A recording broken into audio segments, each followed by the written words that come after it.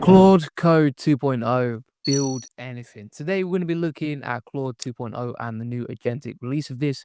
This is using Claude Sonnet 4.5. So we're going to take that. I'm just going to have a look at this and see, okay, is it a one player game and is it going to be interesting for a live stream? So let's see what we can do.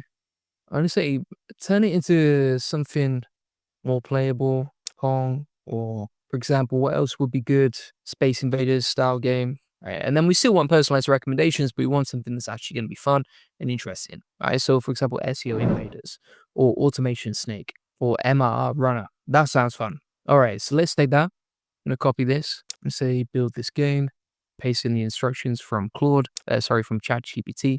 All right. So it's giving us the instructions on the game.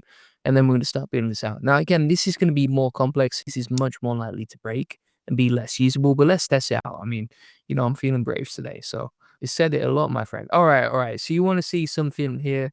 So I mean, I actually thought that the Claude Code wouldn't be able to do this because I know, I'm 99% sure like other stuff like ChatGPT or Gemini would fail at this task so much. But Claude absolutely crushed it because we got the new update from Claude 4.0 Sonnet, and that powers Claude 2.0, right?